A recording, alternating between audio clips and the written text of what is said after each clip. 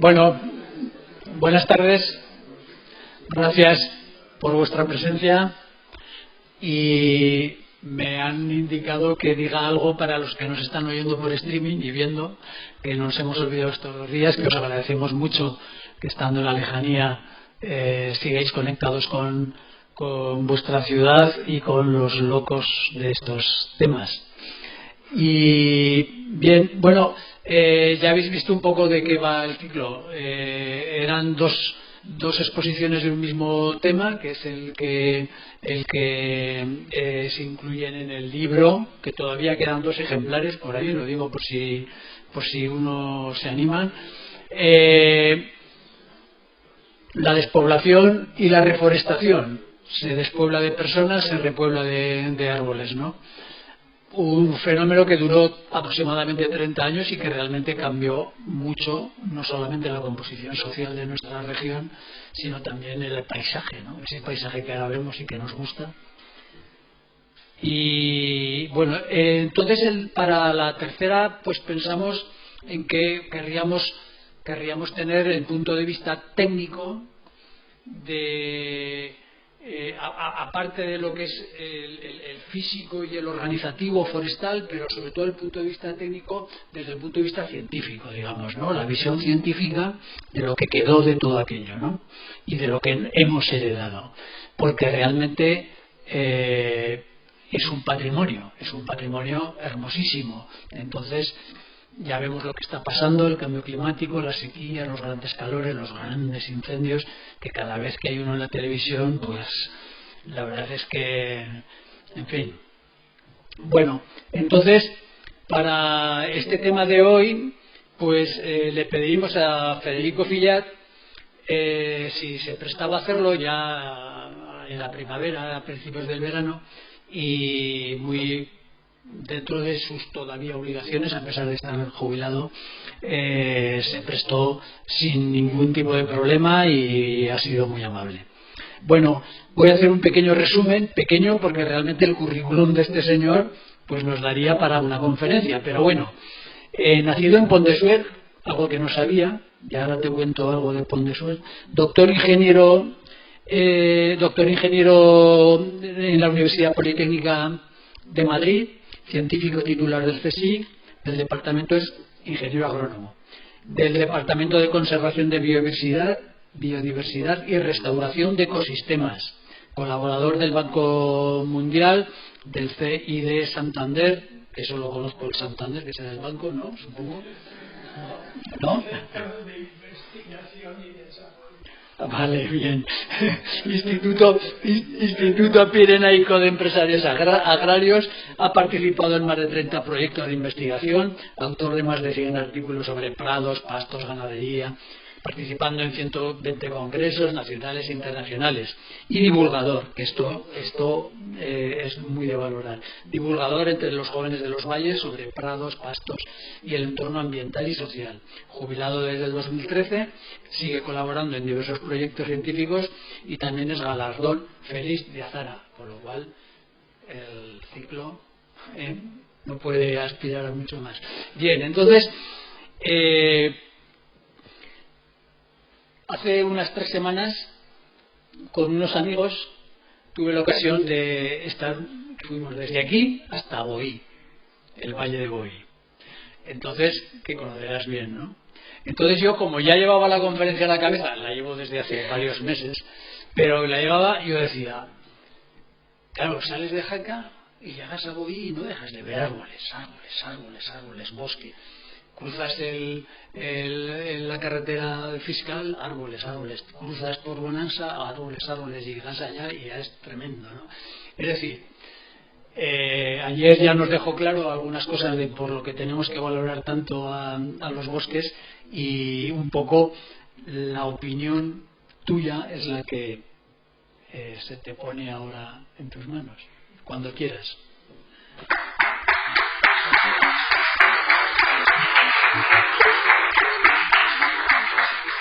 Bueno, exactamente no sé si lo que contaré tiene que ver con las repoblaciones forestales, pero con el Valle de Boí seguro que sí, ¿no?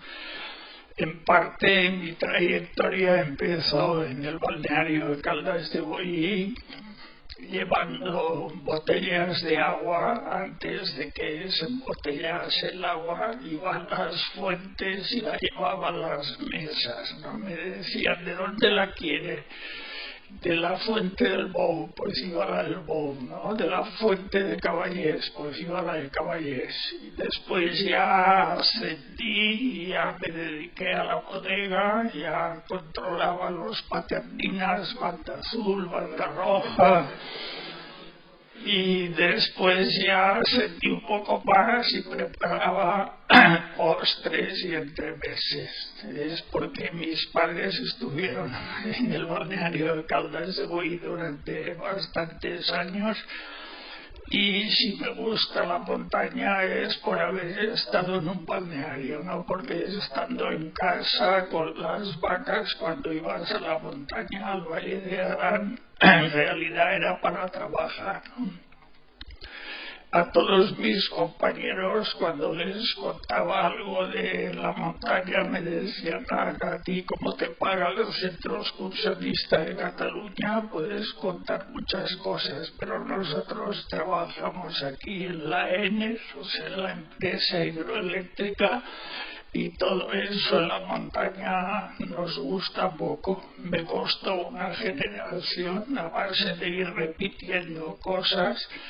Varios de los hijos, al menos 3, estudiaron ingeniero agrónomo y se dedican al intensivo, ¿no? Se dedican al engorde de cerdos y lo hacen muy bien, pero eso no es lo que a mí me gustaba. Entonces os voy a contar otras cosas, a ver si las consigo relacionar con las repoblaciones forestales y con otros temas que se me han ido ocurriendo. Espero que con los flashes de imágenes pueda animaros un poco y a ver si nos queda tiempo para discutir algo al final.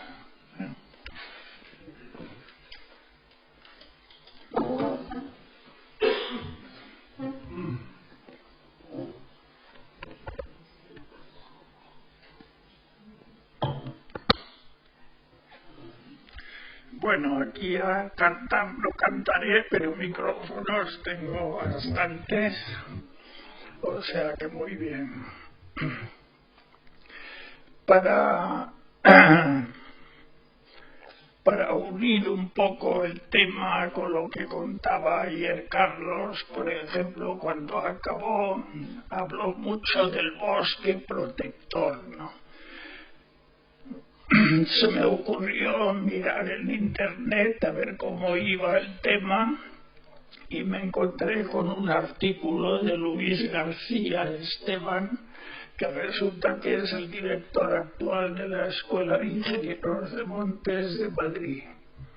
Y tiene un vídeo estupendo, una colaboración estrecha con Televisión Española, sobre los bosques protectores. Y encontré un vídeo interesantísimo, y tenéis el enlace, si os interesa os lo pasaré también, sobre la repoblación de la Sierra de Filabres en Almería, y prácticamente es una especie de resumen de lo que con mucho esfuerzo ha escrito Carlos en su formidable libro, ¿no?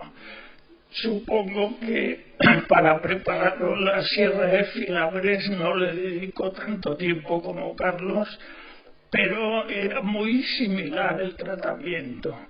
Entonces le copié o hice un pantallazo de esa imagen, en la que coincide un poco en cómo acababa Carlos ayer, ¿no? Tenemos unas repoblaciones que para asegurar la cubierta vegetal se pasaron en el número de plantones que ponían en cada agujero, y ahora hay que aclararlo. Entonces es curioso que lo que acaba en el vídeo diciendo Luis García Esteban es solo aclarando la masa hasta densidades de entre 150 y 400 plantas por hectárea.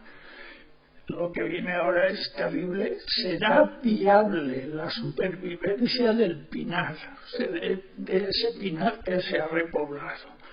Y posteriormente aparecerá la creación de bosques de quercíneas. Ese es el gran reto. Han contado ya que lo que se ha ido explicando ha sido la historia de cómo hemos llegado a esto. Yo voy a dar unos flashes de lo que creo que se podría ir haciendo, sobre todo dando protagonismo a muchos jóvenes que ya lo están haciendo. Entonces, aprovecho una foto que tiene Carlos en el libro, donde habla además de la repoblación de pinos, de las repoblaciones de pratenses. Y tiene esta foto en la que aparecen ingenieros del patrimonio forestal del Estado acompañando a ingenieros americanos en su visita a España en el 57. En el libro explica muy bien qué pasó en el 57, por qué se creó el patrimonio forestal del Estado, todas las dificultades legales que nos contó Mariano. Pero en la foto en la izquierda el que aparece no es un ingeniero del patrimonio, sino Pedro Montserrat, que es el que se encargó de controlar las parcelas de semillas de pratenses que se estaban introduciendo en algunas repoblaciones. Gracias a los estudios que hizo, sobre todo con Miguel Navarro Garnica, que le apoyó desde el principio, llegó a escribir sobre los controles de las parcelas que hacía por toda España este libro primero sobre los pastizales aragoneses y después otro, el que tenéis pequeño a la derecha, aspectos de la praticultura y pascicultura españolas. O sea, de lo que aprendió en parte aquí y después siguiendo repoblaciones de toda España, es donde fue escribiendo sus ideas sobre praticultura y pascicultura. Aquí, hace pocos años, volvimos a las casetas de Fenales de Norcito y le fotografié justo delante de una caseta del patrimonio forestal. Tenía interés en subir a Guara, ahora con coches, para recordar en parte a la gente con la que había colaborado aquellos años del 56 y 57.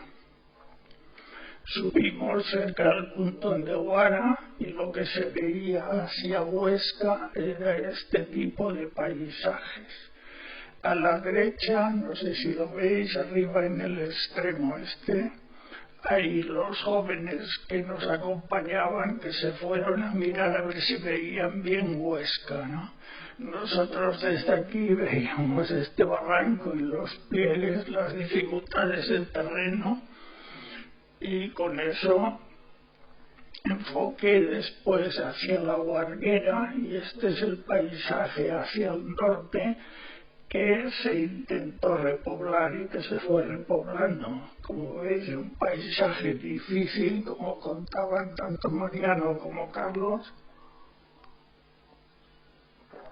y que con ilusión y mucho sudor de mucha gente pues se consiguieron repoblar un montón de hectáreas.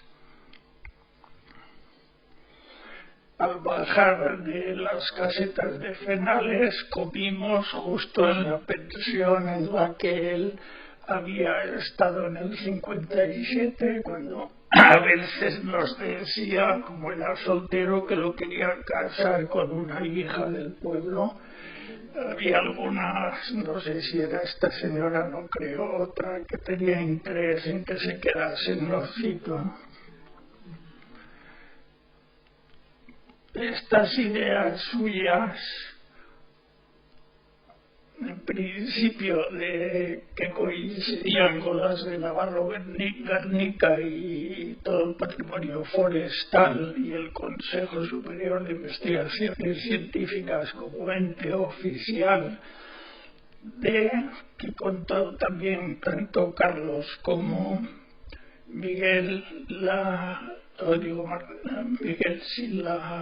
Mariano, la idea de que las parcelas fuesen más productivas para que no hubiese que actuar sobre grandes superficies y aumentase la erosión. Él, como botánico, estando en Inglaterra, le aconsejaron desde el Consejo, nunca mejor dicho, le aconsejaron que se dedicase a la producción de pratenses, no a la taxonomía pura y dura de la botánica. Y hablando con ingenieros y con botánicos ingleses, pues se fue metiendo en el tema de la praticultura. En el 2019 aparecían ideas que parecen muy revolucionarias de Alan Savory con este título tan atractivo: holísticamente regenerando ecosistemas. O sea, no depende solo del suelo, de la planta y del animal, sino de muchas más cosas la regeneración de los ecosistemas. Me invitaron a una mesa redonda en el IAMS de Zaragoza y ahí estuvimos con dos ganaderos, uno Jacob Sheltus de Sierra Estronat, no sé si lo conocéis, de Santa Eulalia de Gallego, y otro era Sergio Alierta de una finca de Farlete. Entre los tres animamos una postconferencia que nos dio Savory desde Extremadura. Le pagaban un recorrido por España y iba contando sus sistemas de ganadería regenerativa y la relación entre ecosistemas pratenses y el cambio climático. Bien, a mí se me ocurrió plantear lo que pongo aquí, 2 puntos: el pastoreo rotacional de André Boissin y los agrobiosistemas de Pedro Montserrat, los prados y su integración en los sistemas ganaderos de montaña pirenaica. No voy a hablar de eso, pero sí de las ideas que fueron evolucionando en Montserrat desde la botánica y producción de pratensis a algo mucho más complicado. De pura casualidad, cuando estudiaba en Madrid, que ya os decía que lo intensivo no me interesaba, me leía libros de André Boissin de pura casualidad, como estos de la productividad de la hierba o la dinámica de los pastos de aquellos años de finales de los 60, y en la portada de la productividad de la hierba veis un poco las ideas de Boissin, un veterinario de Normandía, de un sitio llano y muy atlántico, donde se podía permitir en una finca dividirla, como veis en la portada de la izquierda, ¿no? Una máquina. Aquí estaba tirada aún por caballos, no era tractor, la veis el dibujito, la hice en negro. O sea, podías dividir la finca en una zona que cortabas la hierba, otra en la que pastaban las vacas adultas y otra arriba en el extremo con vacas negras que podían ser las crías, y en medio unas fajas que se estaban recuperando porque hoy ya las habían cortado o ya se las habían comido. Esas eran las ideas de Boissin con el pastoreo rotacional: no cargar mucho sobre la hierba para que se pueda recuperar y así que la producción se mantenga a lo largo de todo el año. En Santander, por ejemplo, donde fui también unos años, en la franja costera la hierba paraba de crecer unos 40 días al año, o sea que estaba produciendo continuamente. Algo parecido me imagino yo que funcionaba en Normandía. Entonces traer esas ideas a España sin filtrarlas era un poco difícil. Yo me las creía cuando estaba en Madrid y me leía los libros, pero después leí otros que eran estos ya de Montserrat sobre los prados de la Seu d'Urgell, en que me chocó mucho que un botánico, después de las recolecciones, los muestreos en los prados, recogiese las plantas y el domingo al salir de misa reuniese a los ganaderos y les preguntase características de las plantas que él había cosechado. Esta idea de alguien que se preocupa por los que realmente producen y están directamente sobre el tajo, diríamos, fue lo que a mí al menos me preocupó bastante o me preocupaba, y fue estos 3 libros en parte son la causa de que yo me haya pasado 50 años aquí en Jaca, ¿no? Porque me parecían unas ideas realmente interesantes. Aparte del balneario, en casa teníamos vacas, un prado y cosechábamos como Boasen sin tractor, con caballo y una máquina. Y lo del prado era algo no genético, pero me gustaba mucho la hierba en prado, ¿no? El entender cómo 30 o 40 especies juntas que eran capaces de crecer y combatir entre ellas para ver cuál ganaba a la hora de crecer y poderse reproducir. Todas esas ideas las explicaba Boasen, pero Montserrat, al hablar de la Seu d'Urgell y la manera de producir en la Seu, pues me atrajo bastante. Y ya digo, hemos estado juntos más de 50 años.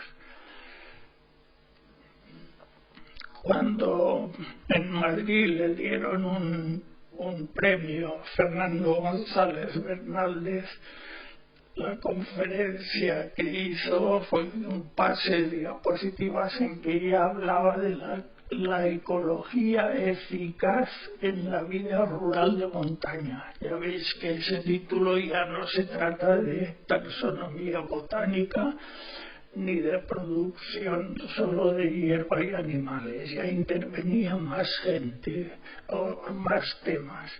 Eficiencia y vida rural. Ya era algo que a mí me gustaba mucho, ya digo, sin saberlo, fui conociendo el Consejo Superior de Investigaciones Científicas. Yo no tenía idea de que se pudiese investigar todo eso.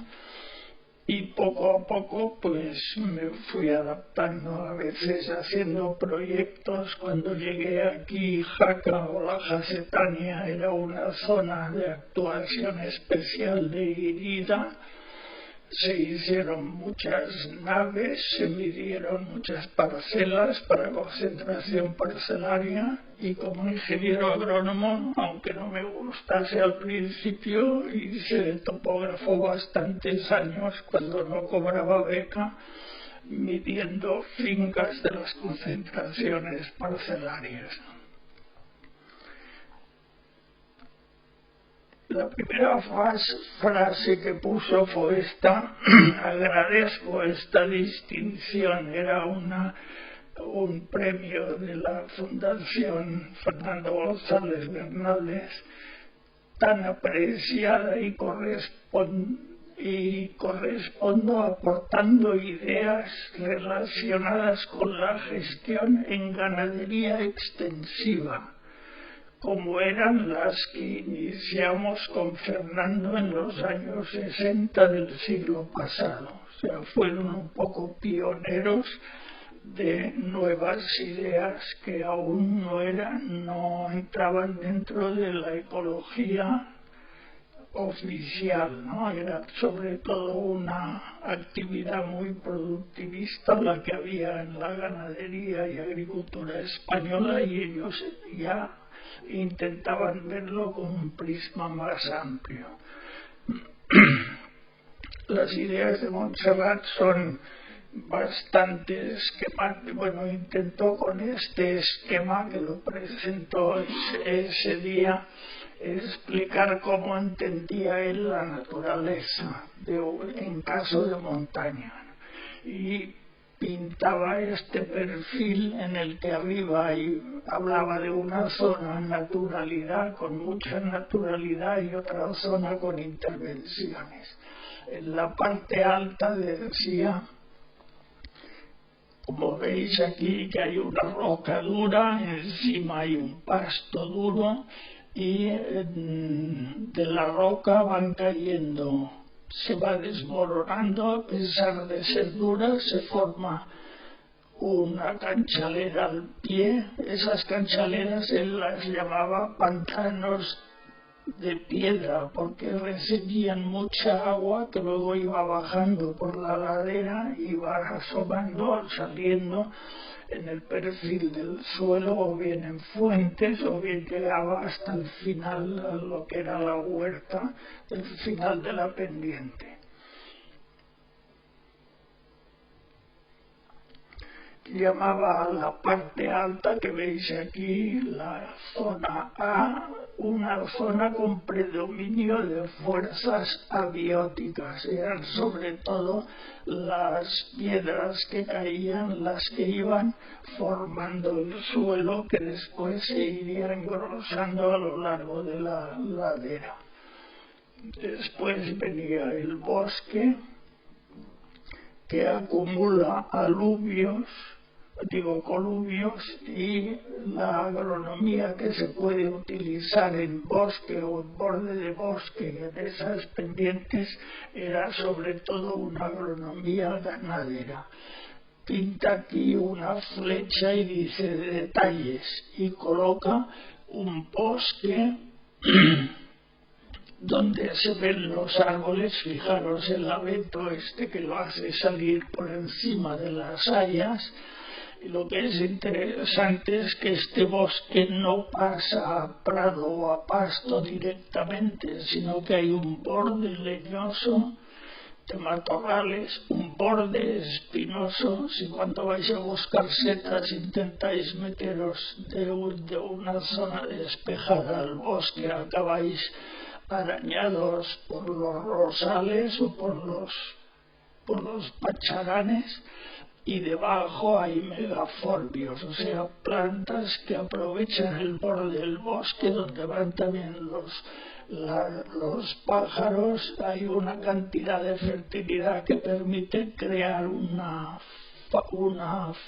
franja de plantas de hojas grandes y muy suculentas. Después entraba ya al prado y había fresnos en los bordes de estas parcelas. Lo que es interesante es ver que el bosque funciona sobre todo con hongos, aunque hay algunas bacterias, mientras que la hierba funciona con lombrices y bacterias que se reparten en las cagarrutas de las lombrices y se integran rápidamente al suelo. Luego aquí él describía la idea de una combinación en malla en la que los árboles son una estructura que da estabilidad al sistema, y la hierba un sistema muy productivo y que con el árbol pues puede seguir funcionando. Después ya al final de esta pendiente va bajando, ya hablaba de los campos y los huertos, y finalmente de las riberas de los ríos, donde ya se cuenta con un regadío muy productivo. Yo, con estas ideas suyas y con lo que os he contado, que me gustaba la hierba, pues empecé a trabajar con él en esta zona de praderías y pastos.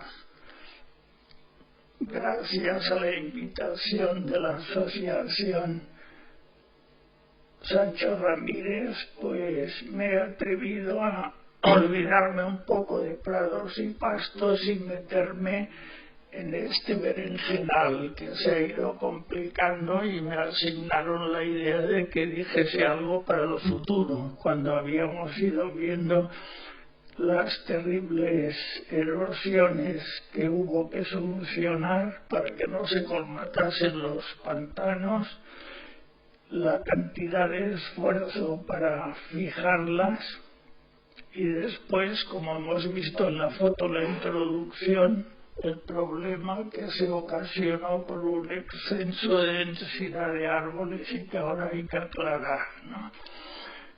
Entonces me he atrevido a ir pensando, como ya estoy jubilado, digo, a ver si tengo algo que pueda aportar a este tema, ¿no? Y un poco en eso es en lo que me he ido metiendo. Y empiezo por la geografía, que está muy bien. Este mapa del Pirineo, lo que tiene interés es que está en la página de la Comunidad de Trabajo de los Pirineos. Y en él veis la zona de actuación de la comunidad. ¿Por qué es importante la comunidad de trabajo? Porque es una organización que proporciona facilidades para hacer proyectos, y además la contabilidad de esos proyectos la controlan ellos mismos directamente como representantes de Bruselas, con lo cual tener un proyecto financiado por la comunidad de trabajo puede ahorraros mucha burocracia que hay que justificar cuando tienes un proyecto. Eso por un lado. Por otro, vemos que en el mapa hay comunidades francesas, las tres de Aquitania, Mediodía, Pirineos y Languedoc-Rosellón. Engloba también a Andorra, un país pirenaico, y en España reúne información del País Vasco, la Comunidad Navarra, Aragón y Cataluña. Bien, por un lado, creo yo que esa es una primera base para hacer cualquier cosa en el Pirineo. Estar en un organismo que reúna a agentes de la parte sur española con características geográficas muy distintas, con lo cual cosas que no tienes, por ejemplo, en Aragón, las puedes ir a buscar a Navarra o incluso al País Vasco, y si no te complementas con Francia. El Pirineo, como veis, la humedad que recibimos estos días, lo hemos visto claro, viene del Cantábrico, y a medida que va entrando hacia el tierra adentro va perdiendo fuerza. La pierde casi del todo en Andorra, donde las condiciones son casi continentales, y la vuelve a ganar al pasar del Segre al Llobregat, en la zona de ahí de Castellar en Nuc, en la Cerdaña.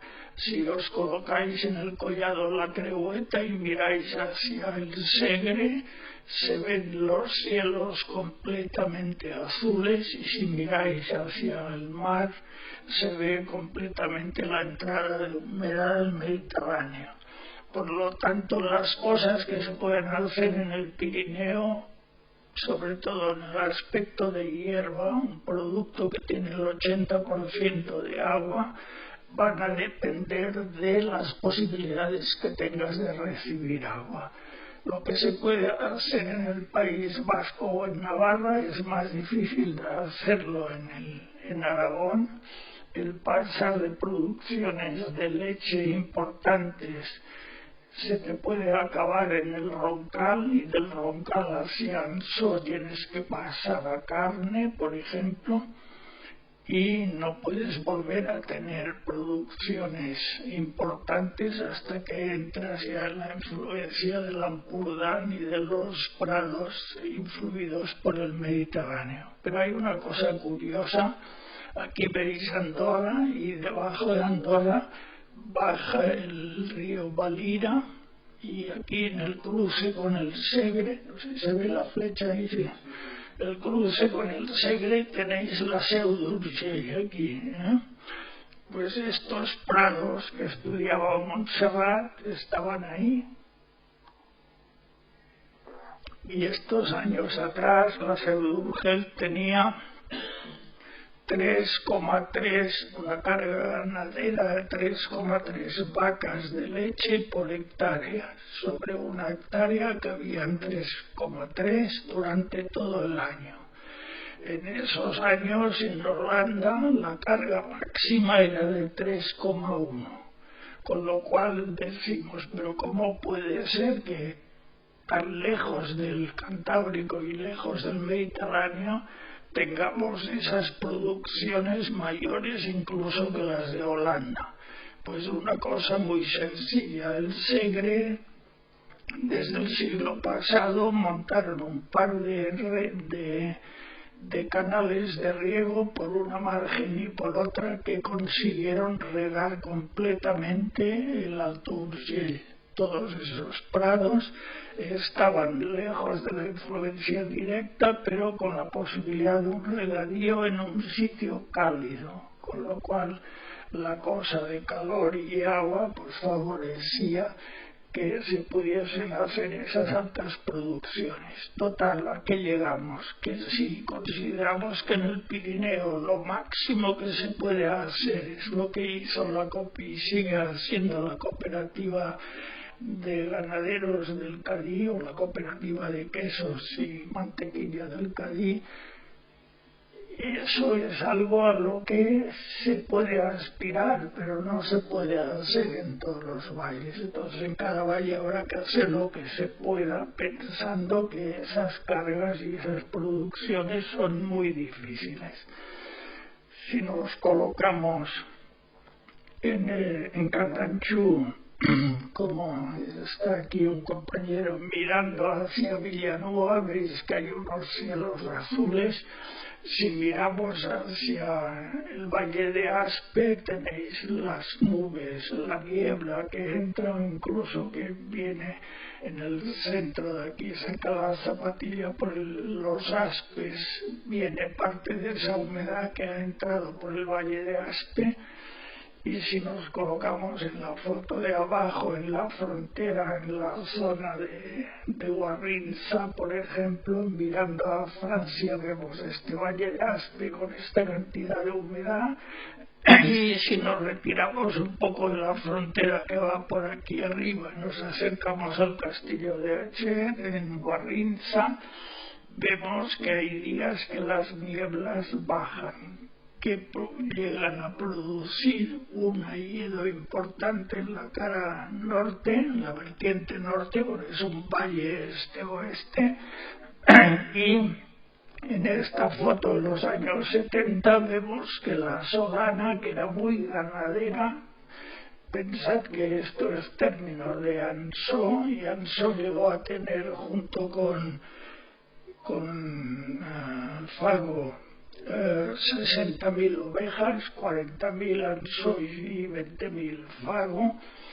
Pues esta ladera, el haya de la Solana le costaba recuperarse. Esta era la foto que podíamos hacer en los años 70. Si os cuento un poco cómo funciona en general la montaña, no os voy a explicar. Si tuviese más tiempo os explicaría de cada valle o de cada pueblo un poco las características de los distintos valles, pero me lo voy a saltar. Aquí lo importante es que veáis un poco las frases estas que puse, que decían: los pueblos de montaña se organizan agrupándose en conjuntos más amplios que constituyen los valles y son de origen medieval. Y la persistencia de los pastos comunales de verano de cada pueblo y de cada valle es una buena muestra de cómo es necesario unirse en montaña para gestionar mejor las grandes superficies. Se puede tener una propiedad privada de un pasto, pero si tienes unas condiciones muy buenas. Pero si estás en el Pirineo centro-occidental, tienes que juntarte en plan de comunidad, si no eso es difícil de gestionarlo. Si sobre esta distribución de los pueblos colocamos un mapa de vegetación que hicieron los franceses Dupias en el 1980, podéis ver, por aquí anda la frontera, y podéis ver los azules de las hayas en Francia, los azules de las hayas que vienen de la parte occidental y lo poco que entran en Guarrinza, por ejemplo.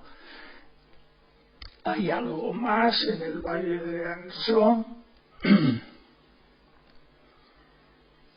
y la vegetación en general de hayas de la parte francesa, al pasar la frontera, se convierte en una vegetación de pinos en la parte alta y de quejigos en las partes de Caravalle. Veis que los pueblos se van colocando en el límite entre los quejigales y los pinares.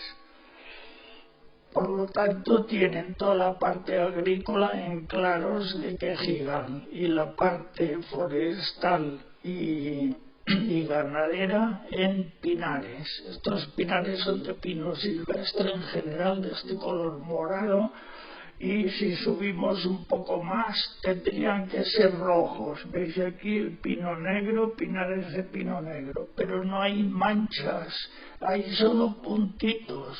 ¿Qué ha pasado? Pues que esos pinares de pino negro fueron los que se cortaron para ampliar la zona de pastos. Todo lo que es un color más claro no es el rojo intenso de los bosques. Estos son matorrales o pastos que proceden de la tala o de la quema de los pinares de pino negro. Si miramos, por ejemplo, lo que representa una hierba abetal en el Linza, en el Valle de Ansó, veis aquí los abetos que pintaba Montserrat en su esquema y las hayas por debajo. Si nos venimos a Guarrinza, fijaros que el color intenso azul diría que son hayas, pero cuando es un color azul menos intenso es un matorral que procede de una hielo. Si repito la foto, esta por ejemplo que veis es de estos años atrás, de 5 o 6 años atrás, veis que cuando en 1980 Dupias hacía el mapa de vegetación solo pintaba hayas en la umbría y en la solana las pocas que os he enseñado. En cambio, en la foto actual, fijaros la solana, la cantidad de que hay ahora, hay pinos. No se ha repoblado de hayas porque en la época en que esos bosques se formaron había más humedad y ahora lo que nos nace directamente son pinos. Esto sería un poco la foto que os he puesto antes de los años 70. Fijaros que no había nada, era pasto y algunas hayas. Si, por ejemplo, en un pasto de Gavín, del puerto de Gavín, del Barranco del Infierno, fotografié en el 86 y 20 años después repito la foto, veis que el pinar ha ido creciendo y lo que es interesante ver que este pinar tiene unos claros, uno abajo donde había una cabaña ganadera, o sea, donde estaba un exceso de fertilidad por la proximidad a la cabaña. El pino no ha podido competir con la hierba que nace con mucha fertilidad. A media ladera había otra que se ha mantenido también y en la parte alta hay otra que quizás casi no se ve. ¿Qué podemos hacer ahora? Deforestamos todo esto y volvemos a lo de antes. Si cortamos aquí, vamos a encontrarnos con una pendiente como esta, que habrá que proteger con un vallado para que no se caigan los animales. Luego de golpe volver a esto hay que matizarlo. Va a ser caro y en algunos momentos o en algunas zonas incluso peligrosa. ¿Qué nos dice este modelo? Que si siguen pastando los animales, lo que nos interesa es ampliar esta zona buena y procurar juntarla con esta otra y con esta otra a base de abrir aquí unas conexiones por las que los animales puedan ayudar a conectar las zonas buenas y no cortar lo que está en zonas muy pendientes y que podría producir erosión, evidentemente.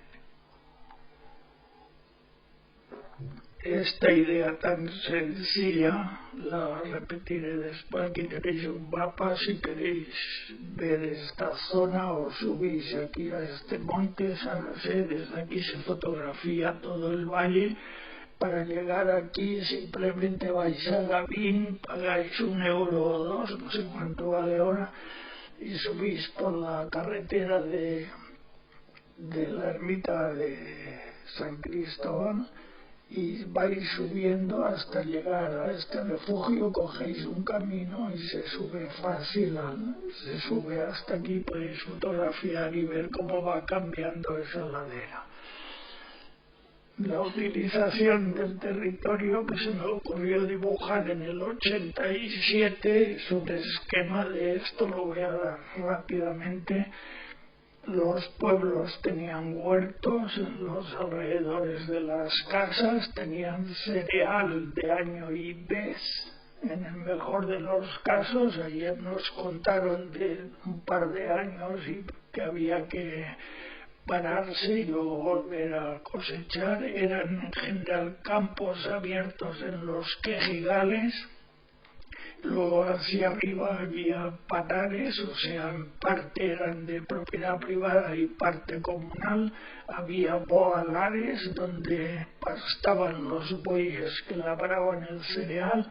Luego había unos pastos bajantes para utilizarlos en primavera y otoño, arriba en las cumbres, los puertos de verano, y si nos vamos a alguna umbría un poco más arriba del pueblo, hacia el norte, tenemos siempre en la umbría pinares o en general hayedos, abetales, prados, algún prado en el fondo, luego pino silvestre y lo que os contaba, el pino negro en la parte alta. Pero si ampliamos esto, pues nos hemos cargado el pino negro.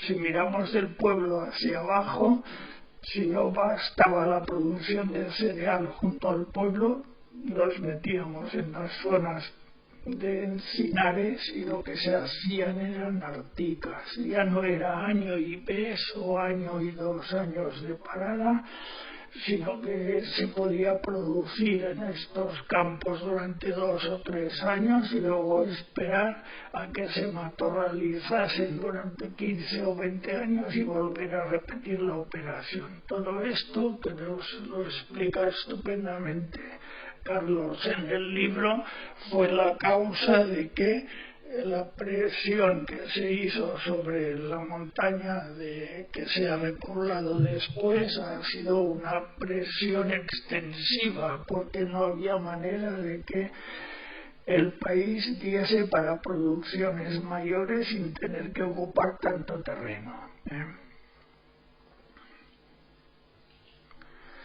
Si en cambio nos colocamos en el valle de Broto, un valle ya próximo a la zona axial, donde llueve más de 1000 milímetros al año, vemos que hay prados.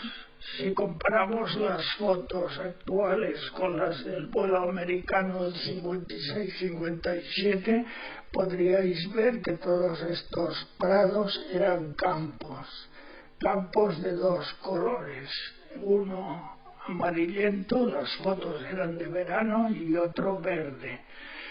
El verde era de las patatas y el amarillento del cereal. se pasó de año y mes con más fertilizantes, con el famoso nitrato de Chile y otros fertilizantes, con las cuadras en los pueblos recogiendo estiércol, se consiguió pasar a una alternativa de cereal con patatas. Pero estos paisajes de prados no tienen más de 70 años. Entonces, lo que nos decían tanto Carlos como Mariano el cambio del paisaje, si pensáis en los prados del Pirineo, pues en los años 50 no eran tampoco así. ¿Esto dónde se pudo hacer? Pues desde, aquí os pongo, Valle de Broto y Tierra de Fiscal. Mirando hacia abajo, esta foto está hecha desde encima de Broto, de la ermita de Morillo, está aquí, fotografiando esto hacia abajo. Todo esto era un valle glaciar que llegaba hasta el llano de Plandullar, y al llegar a Cancias tenéis Fiscal. Pues bueno, cuando se acababa el glaciar es cuando la cantidad de lluvia o de glaciar en la época glaciar que caía ahora sería de unos 1000 milímetros, y de aquí hacia abajo llueve menos y se queda en tierra agrícola, mientras que de aquí hacia arriba se convierte en valle, que cuando recibió la idea de pasar de cereal a prado de los Alpes y de Francia, que fueron los primeros en hacerlo, se pudieron incorporar a esa idea y produjeron hierba. Yendo a Polonia un año, una primavera en Zakopane, a una altitud de 500 metros, una mañana parece que era en mayo ya, cayó una nevada y en el pueblo cayó como un dedo de nieve. Subimos a la montaña a ver unos experimentos que hacían de ordeño de ovejas. Cuando bajamos por la tarde seguía el dedo de nieve en el pueblo, en la ciudad. Si cuando cae aquí una nevada tardía, Jaca, aunque caigan 4 dedos, pues a media mañana se ha fundido.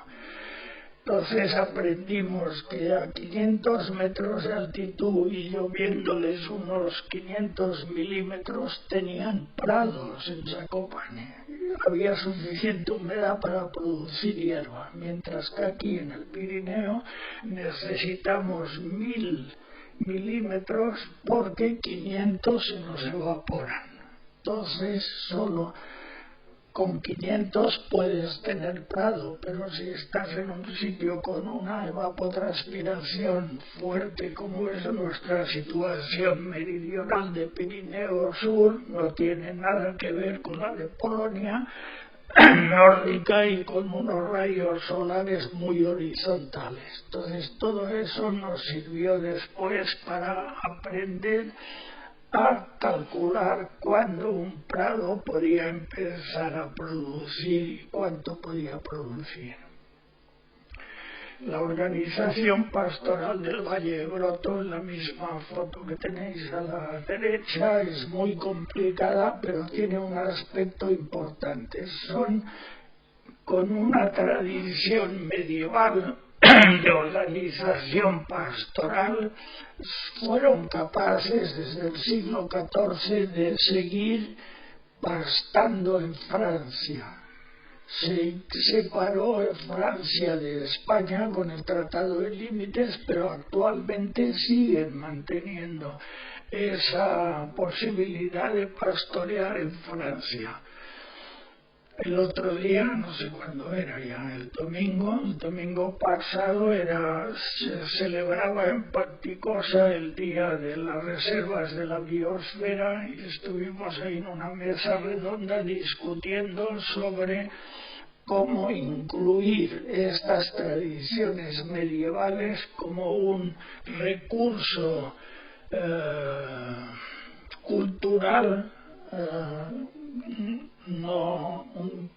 recurso cultural, no me sale la palabra, ya me saldrá, que era fácil de hablar no solo de recursos naturales, sino de recursos culturales, no sin ser monumentos. Entonces es posible que a partir de lo que se acordó ahí el domingo pasado, pues pueda incluirse esta tradición que fuese mejor financiada por las reservas de la biosfera, por ejemplo.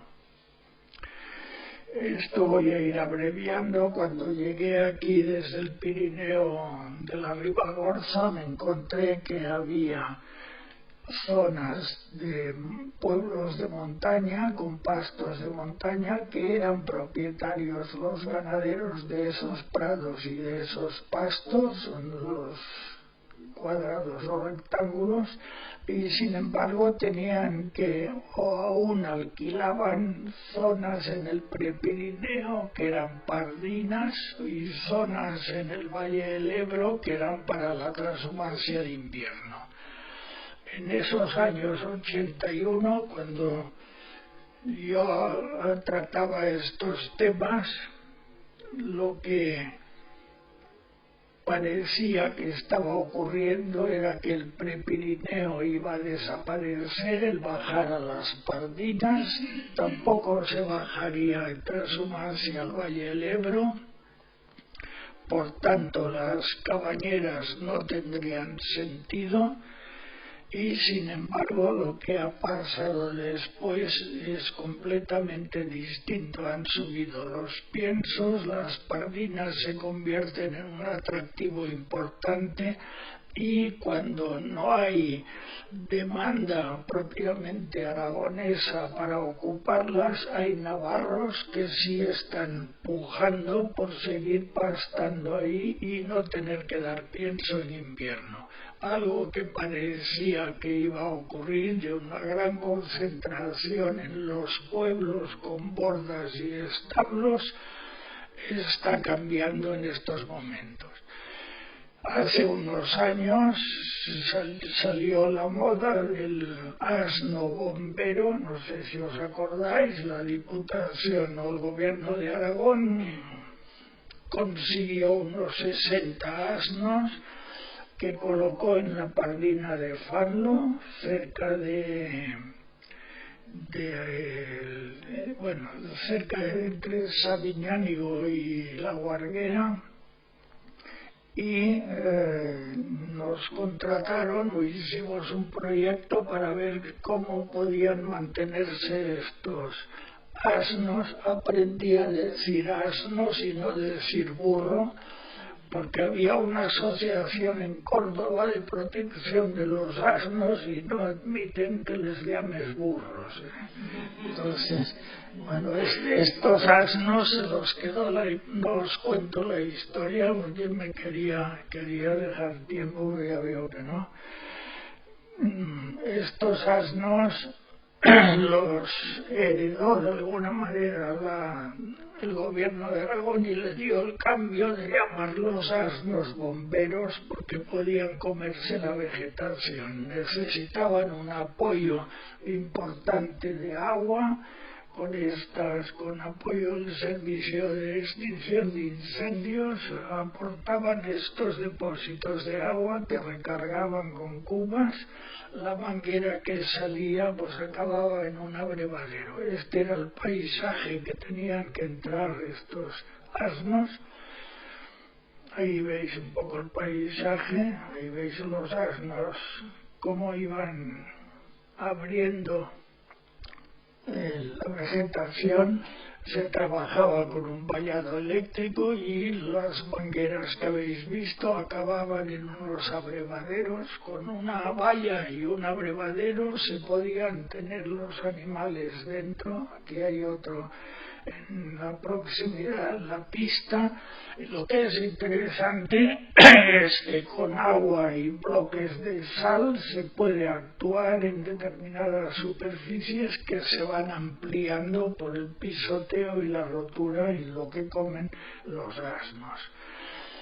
Si cambiamos, como contaba también Carlos, de las plantaciones de choperas en las orillas de los ríos, del Gállego en este caso, había también un ganadero que aprovechó la corta de una chopera. Veis que se respetaron los pinos que había entre los chopos. Esto es cerca de Oliván, en el soto de Oliván. Esta chopera la pastaba, o sería cortada, la pastaba un ganadero de Viescas, y en verano podía alimentarla solo con lo que producía el matorral y la hierba. En invierno o en otoño los suplementaba con heno. Ahí tenéis las yeguas. Y en un momento determinado amplió la zona de actuación. Aquí había mucho matorral y se apoyó ya con un desbroce mecánico porque era una zona llana, y fijaros cómo quedaba ya la recuperación completa de una antigua chopera convertida en una zona de pastos. Esta es una foto desde Arguisal hacia Oliván, y aquí tenéis, esta es la zona de la chopera que se cortó para pastorear. Y estas son las otras choperas viniendo de Sabiñánigo por aquí. Llegáis al desvío a Oliván, pasáis el puente y aquí tenéis la zona que se había pastoreado con estas yeguas. Aparte de los datos que le dimos al ganadero, aquí hicieron prácticas estudiantes del Instituto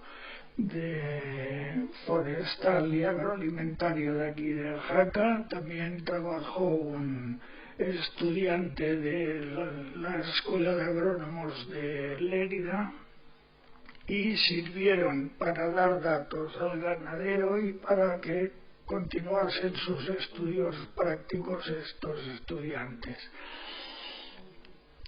En la Pardina de Chas, que yo conocí en los años 80 con ganaderos de Hecho y de Urdués pastoreando la Pardina, los pinos ya han crecido más, fue necesario hacer cortafuegos, y Alfredo García Casamayor fue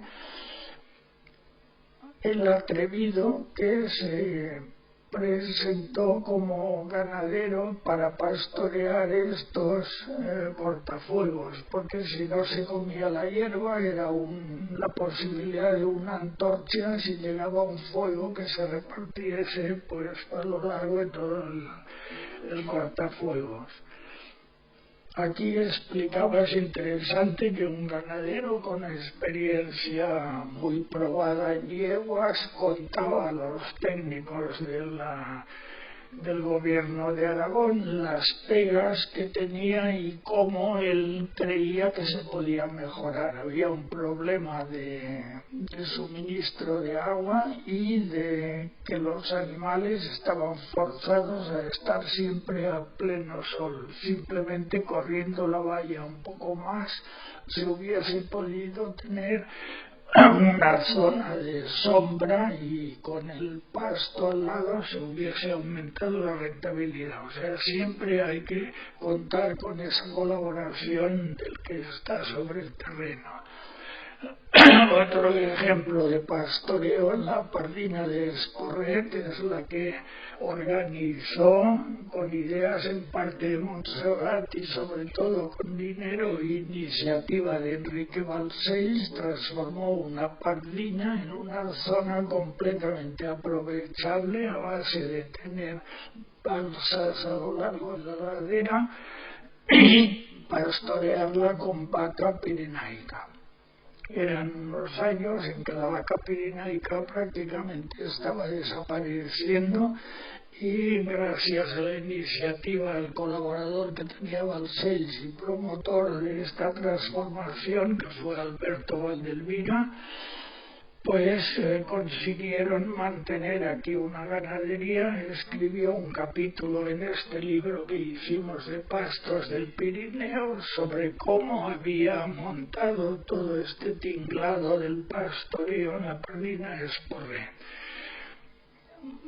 Las vacas pirenaicas que había eran viejas, hubo que ir a Guipúzcoa y a Navarra a conseguir pirenaicas que todavía eran las que suministraban los famosos chuletones en Navarra y en País Vasco, de los bueyes de arrastre. De allí se trajeron algunos machos y al final se organizó la Asociación Aragonesa de Pirenaica, y el organismo que ha ido fomentando y mejorando ha sido precisamente la Garcipollera y el servicio del CITA de Zaragoza. Y ya voy acabando. Salió ayer el nombre de Ibor como uno de los pueblos abandonados en la Solana de Oroel.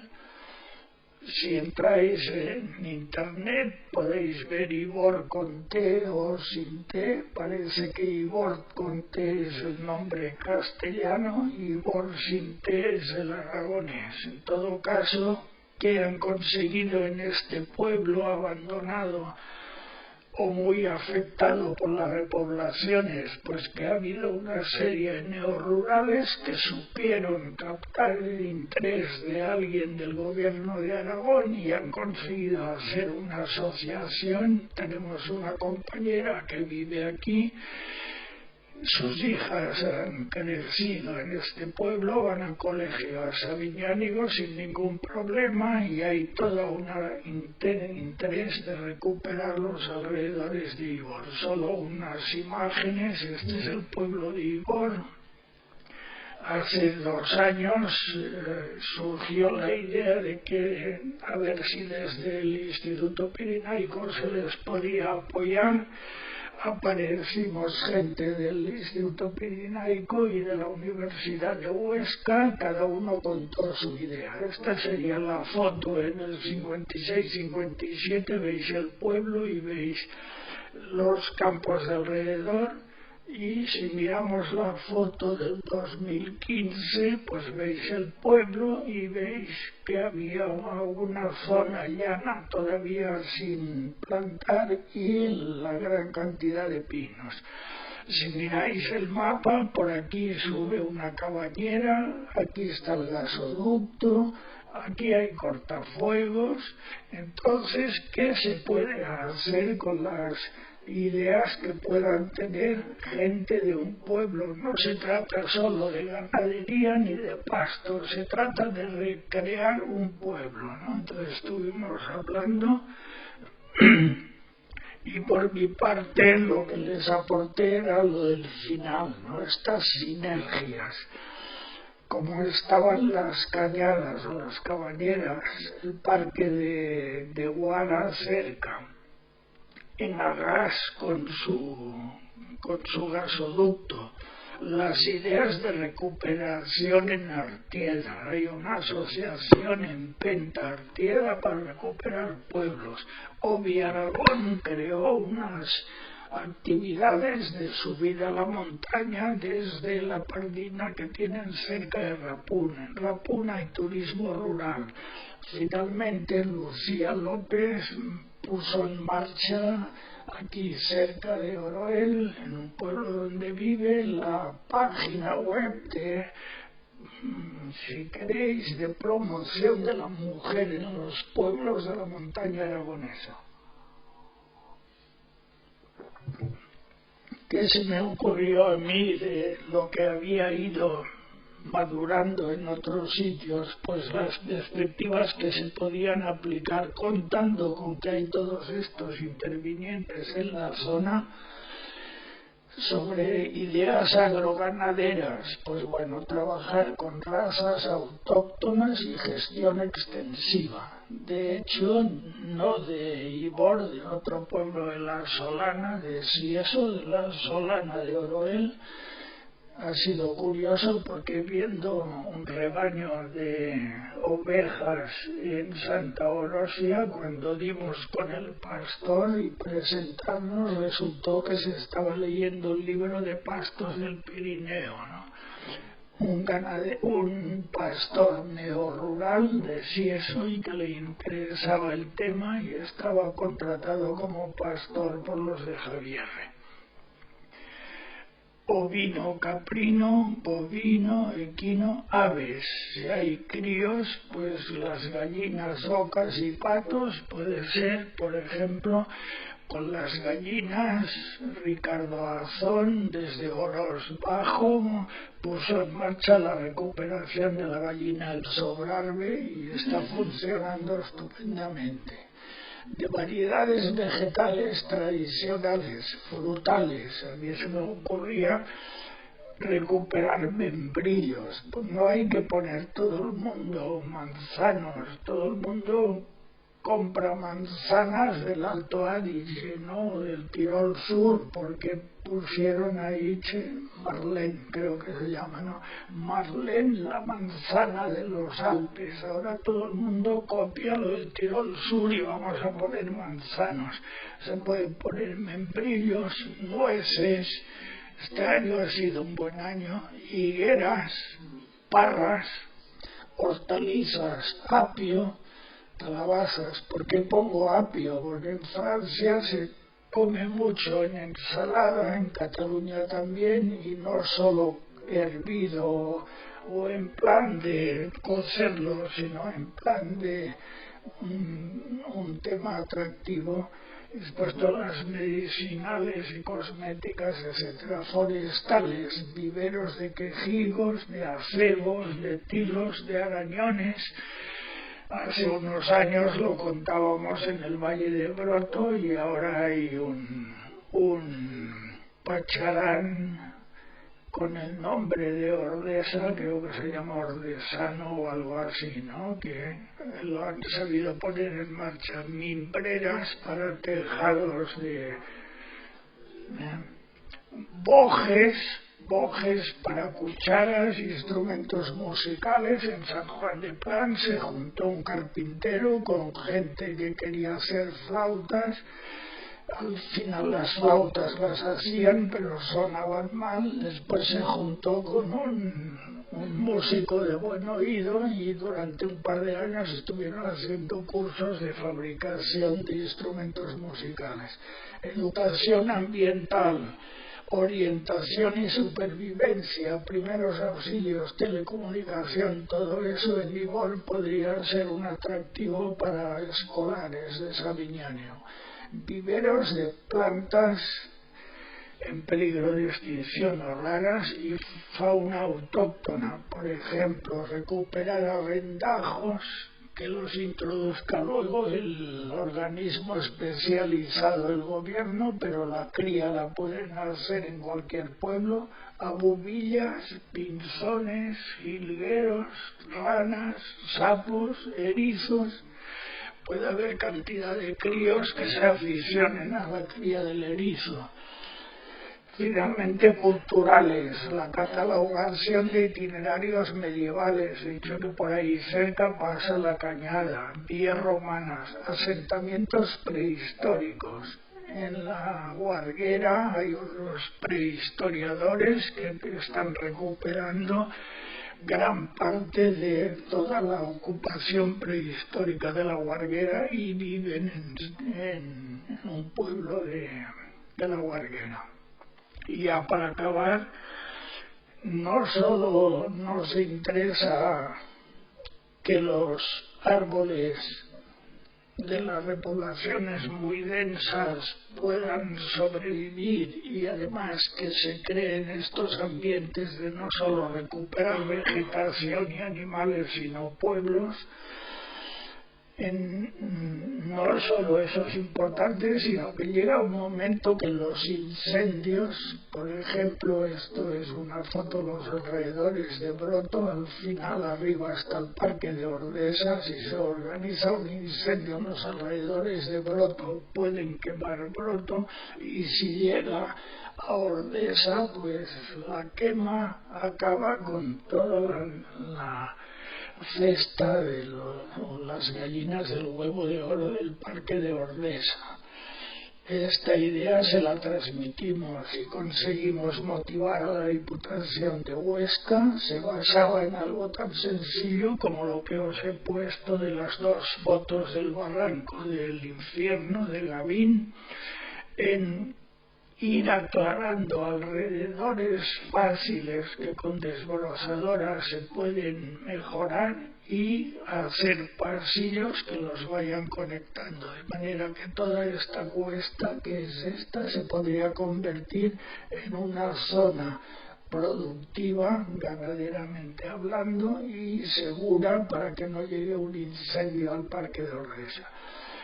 Se hicieron reuniones en la prepandemia, durante la pandemia y la pospandemia, y llegamos a presentar conclusiones de 5 o 6 reuniones de unos 50 miembros, representando a ganaderos, sindicatos, turismo, comercio y no sé qué más, investigación y tal. 50, porque el que organizaba las reuniones decía que más de 50 no nos entenderíamos.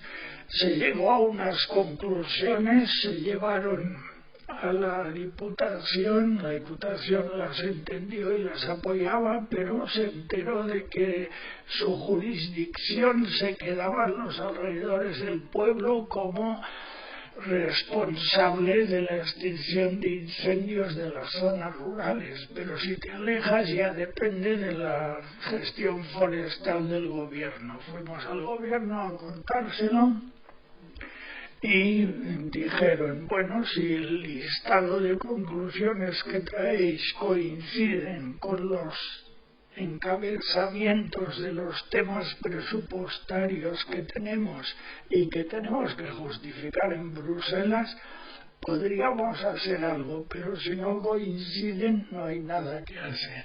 Hay que esperar a una próxima planificación. Lo que ha pasado es que parte de esos políticos han desaparecido y ahora tenemos que volver a empezar.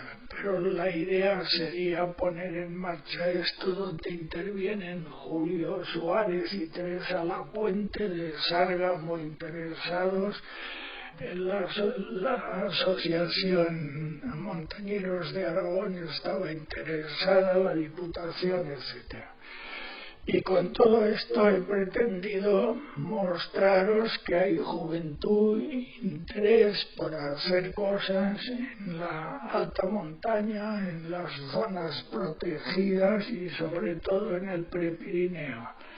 Pero si oficialmente se declara con peligro de fuego los alrededores de Zaragoza o el Prepirineo, es difícil conseguir dinero para el Pirineo, porque como llueve y es verde, no hay manera de encajar eso en proyectos oficiales.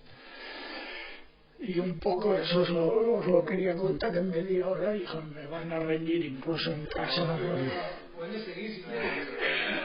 No, ya sabéis dónde estoy, tengo tiempo, y cualquiera que quiera colaborar, pues yo lo que pueda seguiré con la voz un poco tocada según los días, pero con un micro, que tengo uno para explicar por la calle, pues puedo aguantar. Si queréis alguna pregunta.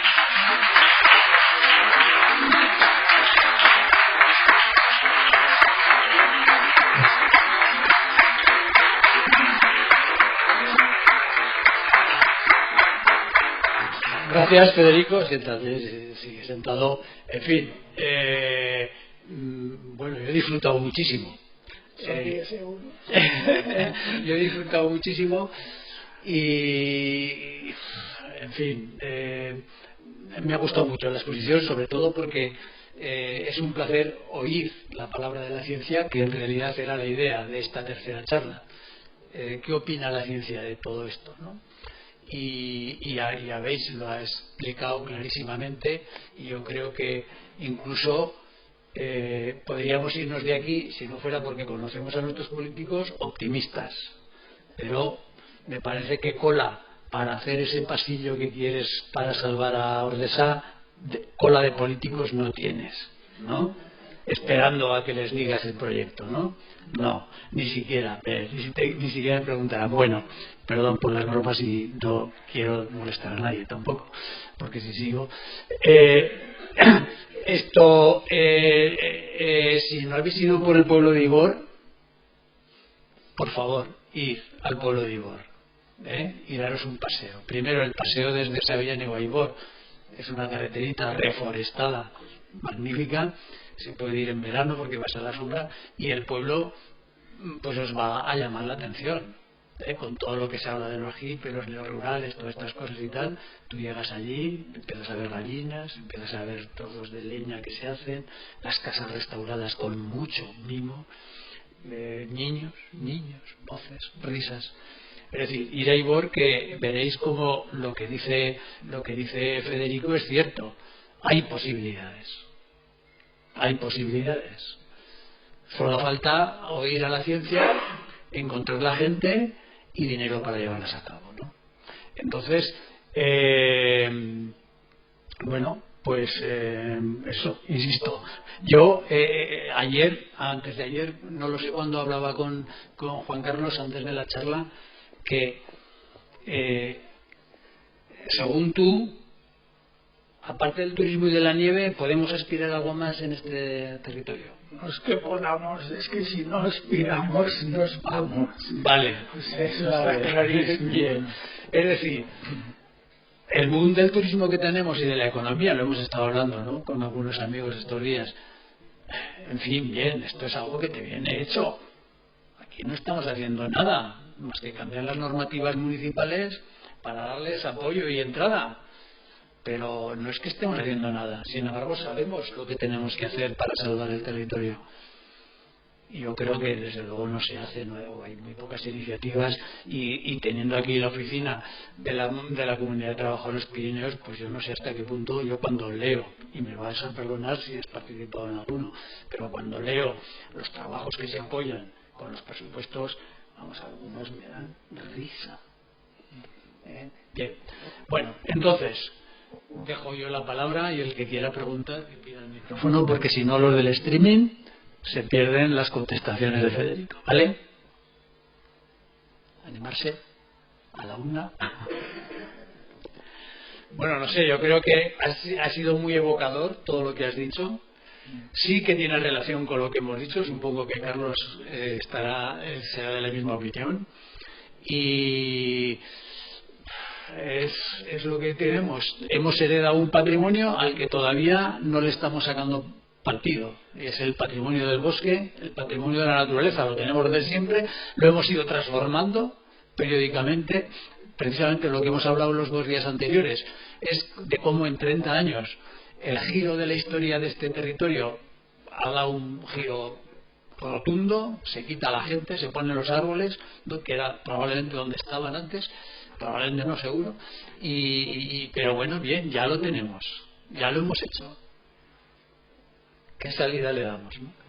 Este es un poco, en fin, como no hay raza política por aquí, no creo que nos digan, no creo que se animen mucho, pero de alguna manera, pues gracias a tu trabajo, gracias también a todo lo que hacen los agentes forestales para dar a conocer este tipo de problemas, es fundamental ir por los colegios, es fundamental ir al IFA a acoger a los jóvenes ganaderos de todos los valles e intentar convencerles de que realmente la ciencia está para ayudar y que hay posibilidades. El territorio tiene posibilidades en el sector primario, seguro, pero tenemos que creérnoslas.